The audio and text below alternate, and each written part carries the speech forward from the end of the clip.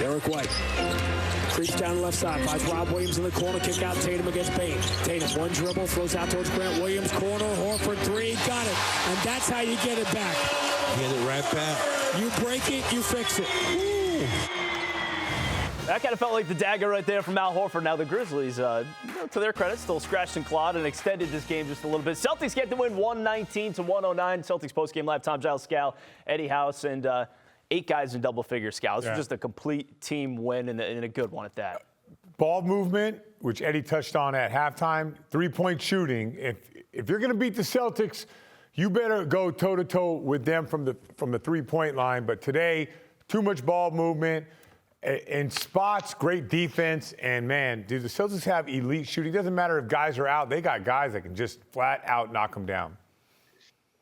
Yeah, they got guys that could play. That's the one thing. They got guys that could play. Not only do they make plays for themselves and knock down shots, but they make plays for others. But then on top of that, what I like is there was a spurt there in the third quarter where I think at the start of the third quarter all the way up to close to the end of it, I'm just thinking to myself, like, man, we were playing such great defense in the first half to what happened right there. And Joe Mazzulla said, we kind of let go of the rope a little bit. But what I like about it is they did fix that. And once they fixed it, I thought they were giving too many gaps to Ja Morant. Even when they were switching, you weren't switching and staying in your spot to where you were showing help. They were switching to the bodies and running with the bodies and giving him gaps, and he was able to wiggle a little bit. But I like the fact that we figured it out. They strapped up their shoes and said, you know what, we got to get stops. And once they did that, the offense came. Yeah, and the offense, once again, as we reiterate, the three-point shooting was amazing. 21 of 51 for the Celtics in this game. You had 4 from Peyton Pritchard. You had 4 from Derrick White. Al Horford also had 4. Sam Hauser goes 6 of 11. Mike Muscala 2 of 5 off the bench. Scal. Jason Tatum didn't hit a field goal in the second half, but it didn't matter. Celtics were rolling because of the three-point shooting. All guys could shoot it. All guys could make other people around them better, make the extra pass, drive it, make good decisions. When it's a high-powered offense, when they're shooting like that. Hey, Scal, remember at the beginning of the game, I was talking about one of the games for Jason Tatum. It might not be got to do all the scoring and stuff, but setting other guys up. That is a trickle-down effect. When your superstar doesn't force shots, when he definitely has the cachet to say, I'm taking every shot that I want to when I want to, and he doesn't, and he makes the right play, that is a trickle-down effect to everybody else. You know, you get held accountable. You like, how can I force a shot when our best player is not forcing the shot? When he's making the right play, it forces you to make the right play. So let's talk about the growth of Jason Tatum for just a hot second. Last year, at the beginning of last year, the year before that, I don't think we see that from Jason Tatum. I see him possibly 4 shots up, start looking at numbers like, I got to get these numbers.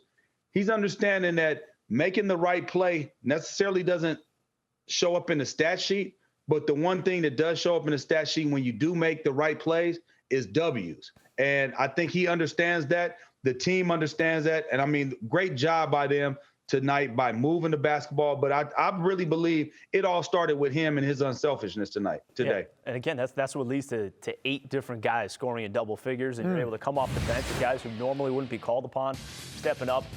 Scott, you brought up these numbers at halftime. The Boston 3-party there. Looking at the last 4 games in the point differential all the way to the right. I mean, you're averaging 31.5 points more than the opponent just on the three-point shot. I mean, I don't know how you beat the Celtics when it looks like that. If they're anywhere 19, 25, 21, and you're 8, 10, 12, you're not winning games. You're just not. It's just not how it works. Being outscored by 51 from 3. Eddie, do you think you have to play damn near perfect to beat the Celtics? You're giving up 25 or 30 points on the three-point line.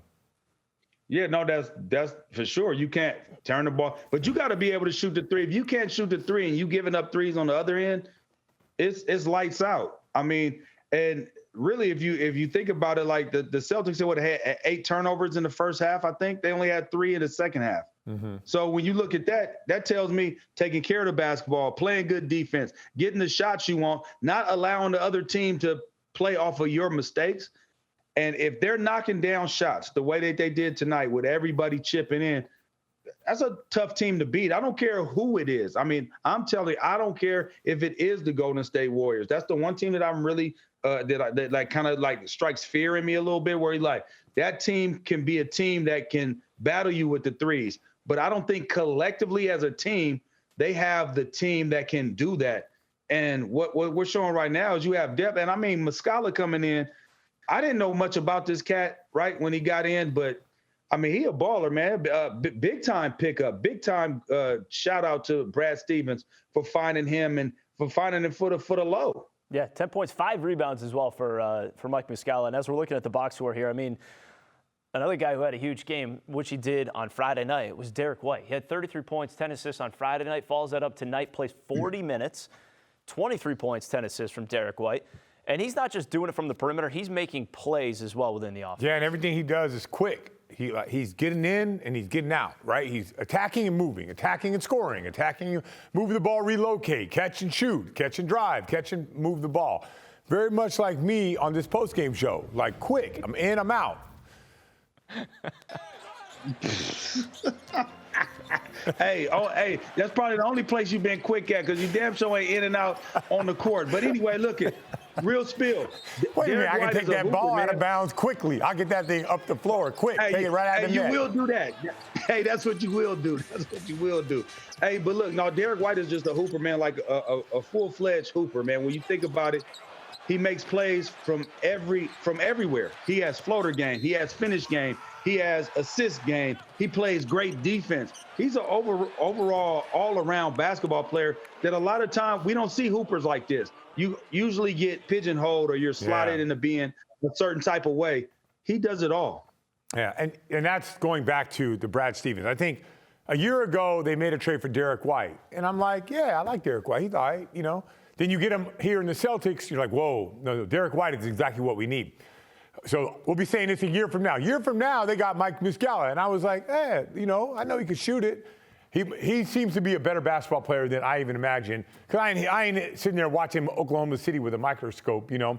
But it seems like both guys are kind of perfect fits for this team. But when you have the guys, Tatum and Brown, Smart, Al, Rob, everybody can fill into that role. That's what we're seeing right now. Derrick White has been sensational this year at filling in a role as a starter, a guy that comes off the bench, defensive guy, a three-point shooter. Whatever he needs to do, he provides. The last 2 games, he had to do more, and he did it. All right, meanwhile, you also have Al Horford with 16 points tonight. So big game from Al, who also had 9 rebounds, 5 assists. He filled up the stat sheet for sure. He's standing by with Abby Chin back at the Garden. We'll send it out to Abby. Al, you guys outgrinded the Grizzlies. Hey. How big is this win? It's big. That's a great team. We have a lot of respect for them, how they play, how they go about, you know, their business, and to come out tonight today and handle it like that, it was pretty good for our group. 3-point shooting made the difference, including a bunch of the bigs. How much confidence is this group shooting with right now? Well, I mean, it's, you know, obviously I feel like we always shoot with confidence. It's just I feel like we're really moving the ball, playing the right way, and everything's opening up for us. And guys are, you know, we're getting good looks. So guys are shooting them, knocking them down, and it's fun playing like that. And the new guy getting a lot of time, actually, Mike Muscala, one of your former teammates. What is it like being back on the floor with him? It's great. Muskie's great. Great energy, great pro, and he's just very confident. And he's a guy that, you know, can come in and score for us quickly. And I'm just excited that we have him here with us. And finally, how is the knee, and is that something you'll need to manage going forward here? No, it's fine. I'm good. Al, congratulations. All right. Thank you. All right, let's get into the DraftKings Sportsbook. Man, and same game parlay. Almost home run. We had Scal had you for plus 2,000 today on a 3-leg parlay. Okay, plus 2,000. So Scal, I mean, that was going to be a massive payday. Now, first one you had was Memphis to be leading at the half, Celtics to win the full game. That's the only one that we didn't hit on there. That a big swing and a miss, because I thought that the way Memphis came out, they've been struggling. They needed to go and do their thing, but didn't happen. Good job by the Celtics. Good job by, I think, Derrick White at the end of that second quarter to really turn this game around and get it back. But the other ones, hey. How about, well, Celtics, of course, you have on there 5+ for the margin, right? They took care of that. They won by 10. That didn't really seem like it was in much doubt in the last few minutes. But that total you see there, 226.5, that thing looked like it was dead. Meanwhile, you got the Grizzlies just defending and fouling, and Grant Williams hits that free throw there to get it to 227, Scal. Like, even in a 10-point game with 11 seconds to go, you're sitting here glued to the TV watching free throws. Well, here's the thing. Memphis, we know teams that are going to compete. If you watch Memphis, they always call timeouts late. They don't do the whole, like, shot clock violation. So I knew that they were going to push that game. Now, I didn't know they were going to end up getting it, but luckily for me, or you, if you ever listen to me, you guys nailed those 2 out of 3. But sorry about the first half one. That's on okay. me. That's all right. I'll take responsibility for that one. It was a +20. That's a 20-1 shot, right? That was a long shot to begin with. So the fact that we just barely missed out on that. But man, the total was a lot of fun watching that here in studio.